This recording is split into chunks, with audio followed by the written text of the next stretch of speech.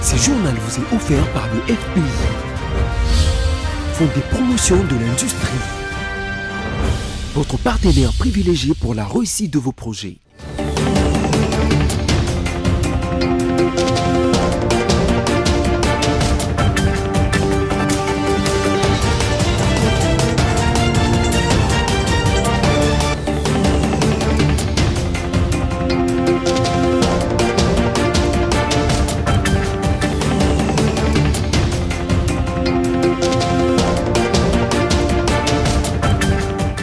Un nouveau journal sur votre chaîne BC Télévision. Mesdames, Messieurs, bonsoir. Tout de suite, les sommets. La République démocratique du Congo a réceptionné ce jeudi la première livraison des doses des vaccins contre l'épidémie Mpox octroyée par la Commission européenne à travers l'autorité de préparation et des réactions en cas d'urgence sanitaire. Le ministre de la Justice congolaise, Constant Moutamba, informe l'opinion publique qu'il a été visé par une tentative d'empoisonnement. Un communiqué vous sera lu dans ces journaux. Et à l'Union pour la démocratie et les progrès sociaux, UDPS, le nouveau secrétaire général par intérim Deogracias Bizimbu Baloba prendra officiellement ses fonctions à compter du samedi 7 septembre 2024, a annoncé la convention démocratique du parti. Encore une fois, bienvenue à cette grande édition du journal si vous nous rejoignez. Débutons cette édition avec cette actualité à la présidence de la République. À marge des sommets sur la coopération sino-africaine FOCAC qui s'étend du 4 au 6 septembre à Beijing en Chine, le président de la République Félix Tshisekedi a pris part le mercredi soir au traditionnel banquet offert par son homologue chinois Xi Jinping et son épouse qui ont reçu plusieurs dirigeants africains en cette première journée de l'ouverture du FOCAC. Suivez. Le président de la République démocratique du Congo, Félix Tshisekedi, et une vingtaine de chefs d'État et des gouvernements présents dans la capitale chinoise ont été reçus par le président chinois pour les banquets d'ouverture d'un grand sommet Chine-Afrique, sur fond des promesses des coopérations dans les infrastructures, l'énergie et l'éducation.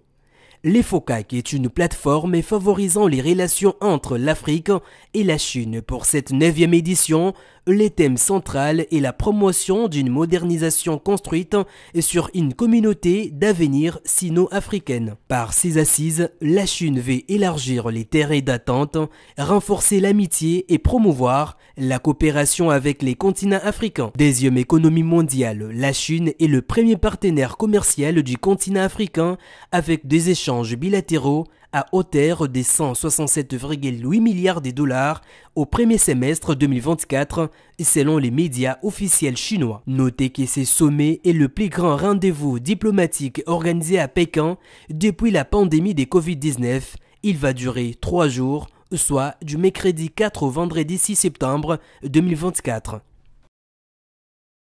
Tentative d'évasion à la prison centrale de Makala, on en parle encore dans ces journaux. Aussitôt informée de la situation, la chef du gouvernement Judith Suminwa Tuluka s'est rendue sur place le mercredi 4 septembre 2024 au centre pénitentiaire pour s'imprégner de la situation et évaluer les dégâts causés par cet incident.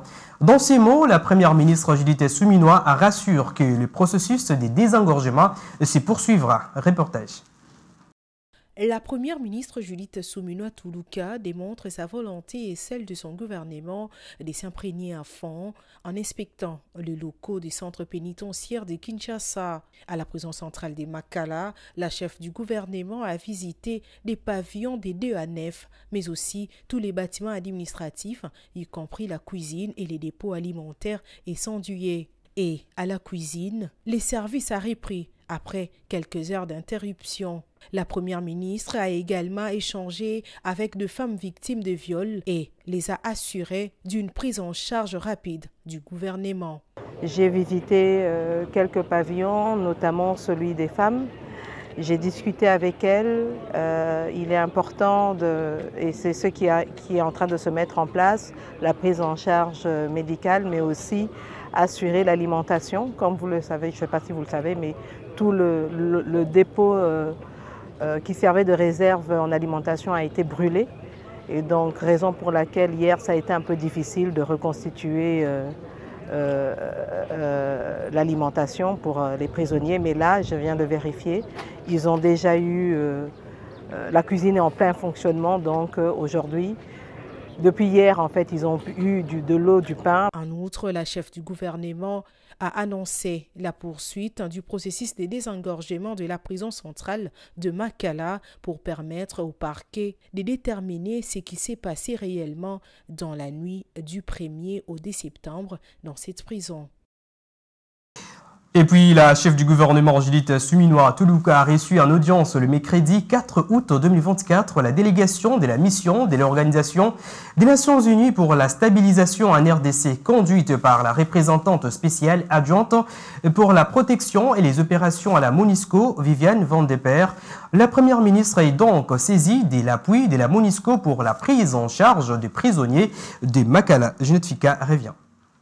C'est à l'immeuble du gouvernement que la première ministre Judith Suminwa-Tuluka a eu cet entretien avec la délégation de la MONUSCO. C'est au cours de cette rencontre que la MONUSCO a annoncé sa disponibilité à apporter une assistance sanitaire aux prisonniers affectés après la tentative d'évasion à la prison centrale de Makala, a dit Viviane Van de Peer, la représentante spéciale adjointe pour la protection à la MONUSCO, à la presse. Nous souhaitions exprimer nos sincères condoléances suite à ces événements tragiques et nous avons offert notre assistance au gouvernement dans les limites des moyens disponibles et sans préjudice des priorités identifiées par votre gouvernement, en coordination avec les agences, fonds et programmes des Nations Unies.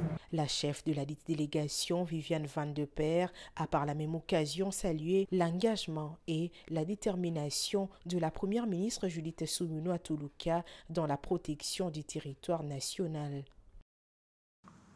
Restons toujours dans cette affaire de la prison centrale de Makala. Les conseils supérieurs de la magistrature de la RDC s'opposent à la décision du vice-ministre de la Justice interdisant les transferts des détenus préventifs à la prison centrale de Makala ou à la prison d'Indolo.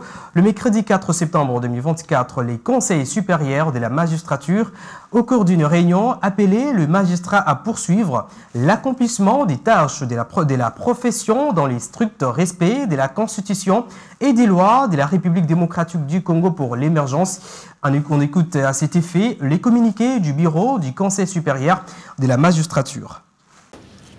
La prison centrale de Makala fut construite en 1957 avec une capacité d'accueil de 1500 détenus pour une population de plus ou moins 250 000 habitants de la ville de Kinshasa.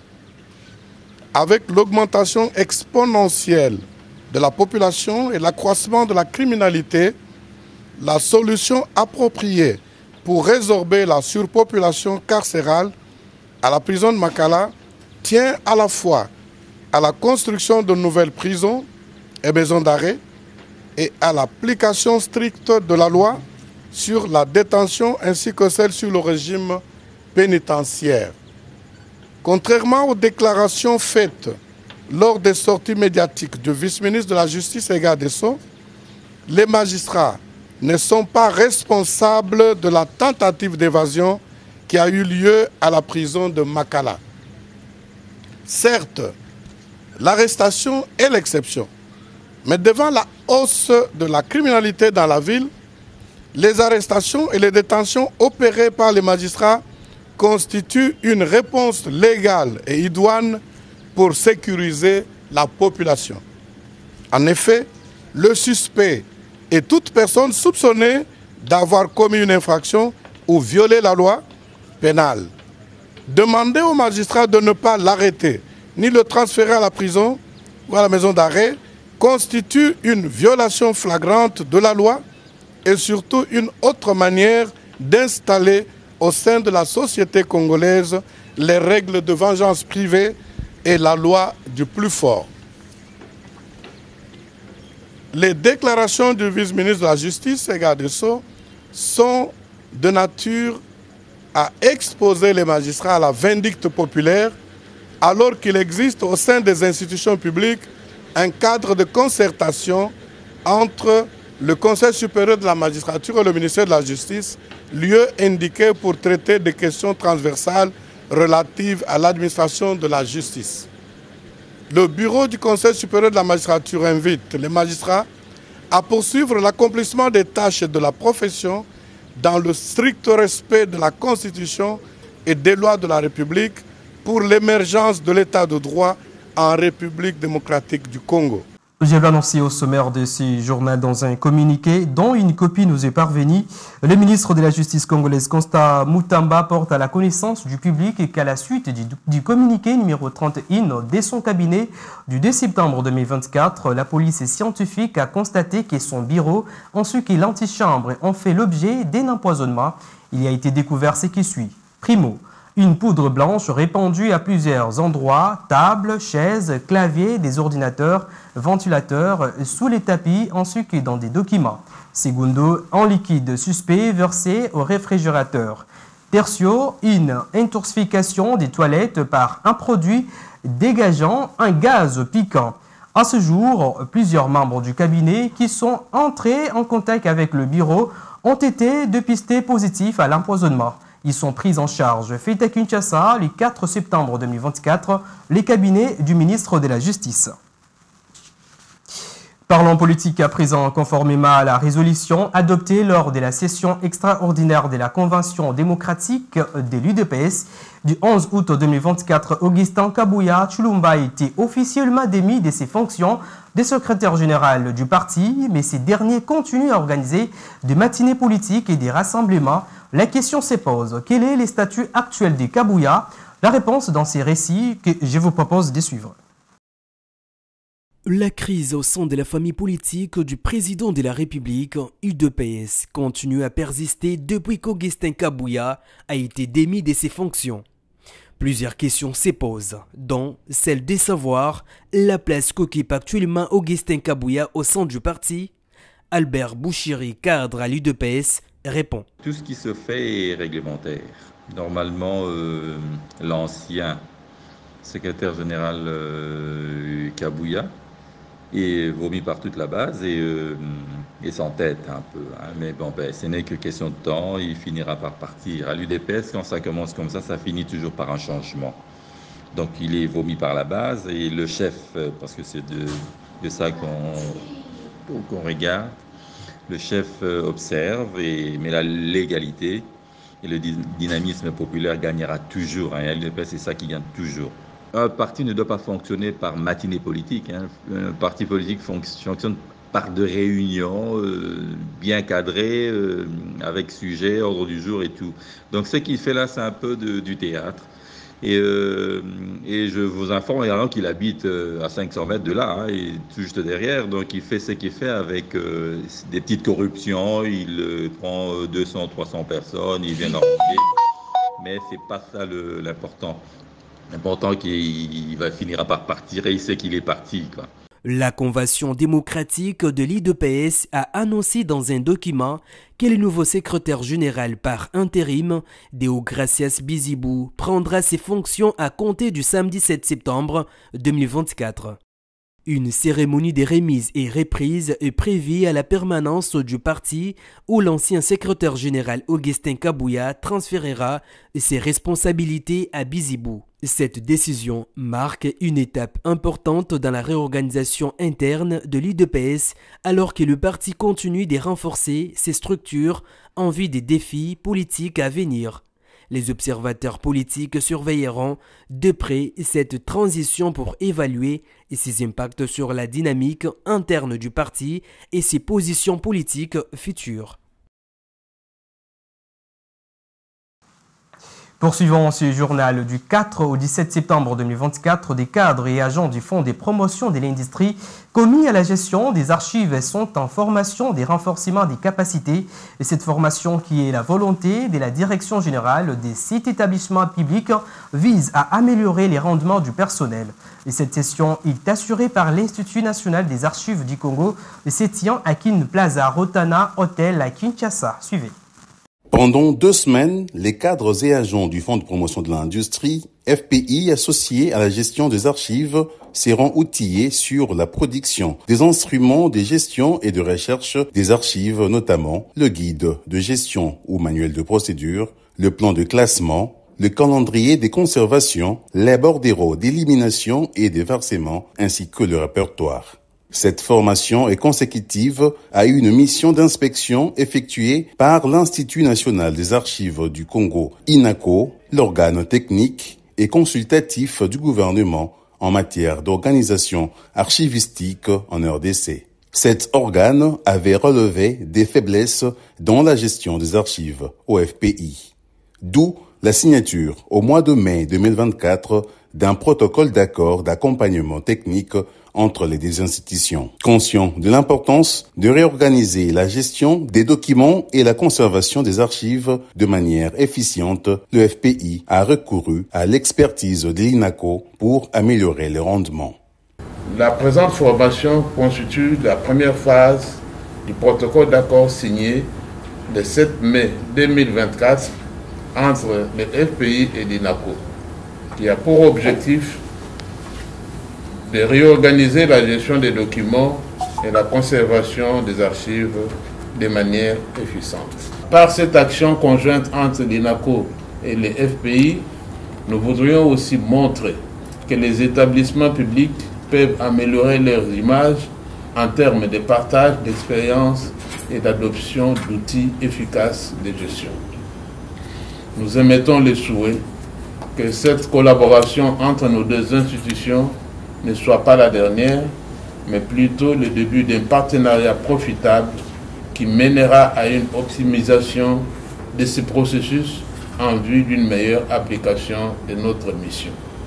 Il est enfin de notre devoir de saisir cette occasion pour démontrer à nos cadres et agents d'être particulièrement assidus et concentrés pour tirer le plus grand profit de cette formation en vue de l'application des principes enseignés aux tâches d'archivage dans notre entreprise. L'archivage permet de protéger les droits d'une institution en cas de contentieux et de justifier son activité lors d'un contrôle. Il est indispensable de pouvoir justifier de l'authenticité et de l'intégrité des archives pour qu'elles aient une valeur probante. La tenue de cette session de formation va améliorer la gestion au FPI, a ajouté Aimé Kassongo Mandé, le directeur général de l'Institut national des archives du Congo. Ces personnes qui vont défiler devant vous, ils vont faire bénéficier de leurs expertises pour vous rendre compétitif, vous rendre apte à gérer la question pertinente et épineuse de gestion des archives. On va vous faire défiler dans des thèmes assez complexes, assez simples aussi, du genre présentation de l'INACO, la déontologie, même de la déontologie archivistique. Là, on va vous dire que un archiviste n'a que des yeux, il n'a pas de bouche. Vous serez préposé à garder les archives. Les archives, on va vous apprendre que vous, votre problème, c'est gérer, tenir les archives et non pas fouiner les contenus des archives pour aller les divulguer. Sinon, vous êtes candidat à la prison. Ce protocole d'accord, signé entre le FPI et l'INACO, augure une collaboration durable qui permettra au Fonds de promotion de l'industrie de gérer ses archives de façon optimale. Parlons santé. À présent, la maladie des Mpox continue de ravager. La ville de Boma vient d'enregistrer son tout premier cas positif dépisté le mercredi 4 septembre dans la zone de santé de Boma. Nous sommes dans la province du Congo central et selon les médecins chefs des zones de santé de Boma qui a d'ailleurs livré l'information à la presse locale, Il y a plusieurs cas suspects détectés, mais un seul diagnostiqué positif après prélèvement des échantillons qui ont été ensuite envoyés à l'Institut national des recherches biomédicales. Néanmoins, toutes les dispositions sont prises pour sensibiliser et la prise en charge de malades est rassurée. Le cas de la première victime qui est déjà prise en charge entre les bonnes mains. Et puis l'Organisation mondiale de la santé, l'OMS, avait établi que la recrudescence du Mpox en République démocratique du Congo a atteint un nombre croissant de pays africains, notamment les Gabon, les Burundi, la Centrafrique et la Côte d'Ivoire, constituait une urgence de santé publique de portée internationale. Et sachez que le pays de Félix Tshisekedi a réceptionné à ce jour sa première livraison composée d'environ 5 000 vaccins sur les 215 000 doses vaccinales entendues. Elle a été octroyée par la Commission européenne à travers l'autorité de préparation et des réactions en cas d'urgence sanitaire. Cette livraison constitue les soutiens de l'Union européenne dans la campagne de riposte contre l'épidémie de Mpox menée par les autorités congolaises. Notez que d'autres doses des vaccins seront suivies et c'est samedi. Au Sénégal, les temps continuent de monter entre l'exécutif et les législatives après le rejet de la révision constitutionnelle qu'il défend. Le président Bassirou Diomaye Faye pourrait dissoudre sous paix l'Assemblée nationale dominée par l'opposition. Le Premier ministre Ousmane Sonko a également promis de réclamer des comptes à des dizaines de personnes au nom de la lutte contre la corruption. France 24 pour plus de détails. Le gouvernement sénégalais n'a toujours pas de majorité à l'Assemblée nationale, mais cela pourrait bientôt changer. Selon la Constitution, le président peut dissoudre la seule chambre législative du pays après 2 années de mandat, c'est-à-dire à partir du 12 septembre prochain. Il est peu probable que d'ici là, la majorité actuelle, toujours favorable à l'ancien chef de l'État Macky Sall, parvienne à censurer l'exécutif arrivé au pouvoir en avril dernier. Le Premier ministre est confiant. Je puis vous assurer qu'il n'y aura pas de motion de censure d'ici le 12 et que le 12, s'il plaît à Dieu, ces gens auront autre chose à faire que d'être députés à l'Assemblée nationale. Une fois majoritaire à l'Assemblée, le Premier ministre pourra enfin officiellement prononcer son discours de politique générale, dont les contours sont connus, surtout le principal, tolérance zéro contre la corruption. Il y en a 3 ou 4 qui ont pu s'échapper, mais s'il faut aller les tirer par les orteils, ils reviendront. Mais nous prendrons toutes les dispositions pour que justice soit faite et que l'argent qui appartient au peuple soit ramené. Dans la ligne de mire, les anciens dirigeants, le Premier ministre l'a promis, c'est par dizaines qu'ils devront rendre des comptes. Et ce journal touche à sa fin, mais avant tout, les rappels de principaux titres. La République démocratique du Congo a réceptionné ce jeudi la première livraison des doses des vaccins contre l'épidémie Mpox octroyée par la Commission européenne à travers l'autorité de préparation et des réactions en cas d'urgence sanitaire. Le ministre de la Justice congolaise, Constant Mutamba, informe l'opinion publique qu'il a été visé par une tentative d'empoisonnement. Un communiqué vous a été lu dans ces journaux. Et enfin, l'Union pour la démocratie et le progrès social, UDPS, et le nouveau secrétaire général par intérim Deogracias Balola prendra officiellement ses fonctions à compter du samedi 7 septembre 2024, a annoncé la convention démocratique du parti. Mesdames, Messieurs, ce journal est complètement terminé. Merci de votre fidélité. Bonne suite de programme sur votre chaîne BC Télévision. Au revoir.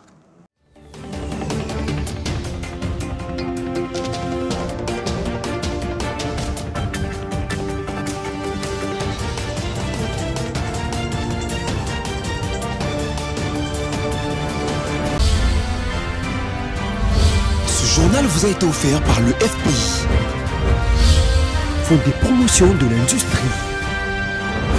Votre partenaire privilégié pour la réussite de vos projets.